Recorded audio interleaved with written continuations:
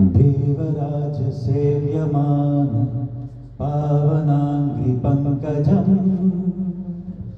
व्यालयज्ञसूत्रमिन्दुशेखरं कृपाकरम् नारदादियोगिवृन्दवन्दितं दिगम्बरं काशिकापुरादिनाथ कालभैरवं भजे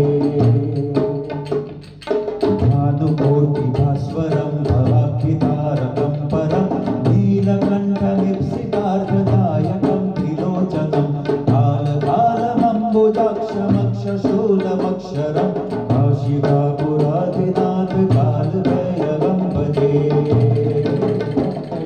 शूलकण्ठपाशदण्डपाणिमादिकारणं श्यामकायमादिदेवमक्षरं निरामयं भीमविक्रमं प्रभुं विचित्रताण्डवप्रियं काशिकापुरादिनाथ कालभैरवं भजे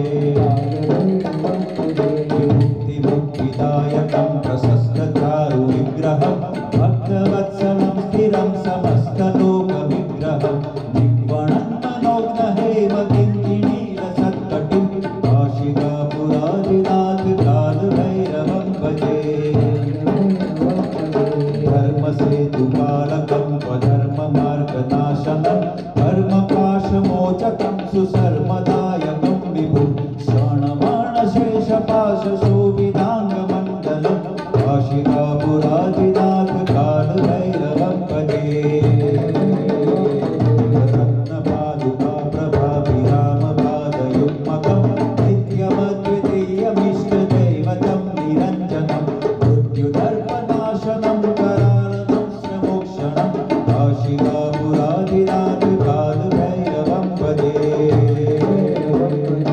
अट्टहासभिन्नपद्मजाण्डकोशसन्ततिं भ्रष्टिपातनष्टपापजालमुग्रशासनम् अष्टसिद्धिदायकं कपालमालिकाधरं काशिकापुरादिनाथ कालभैरवं भजे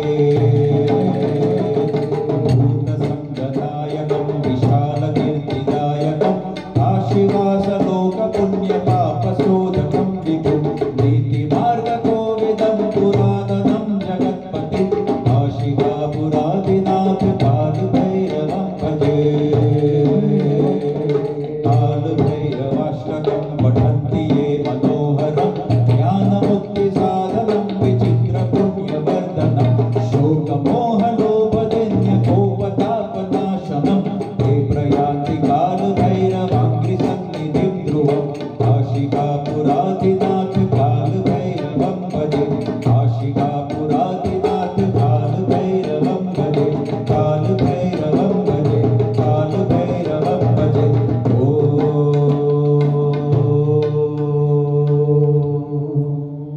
ॐ नमः शिवाय।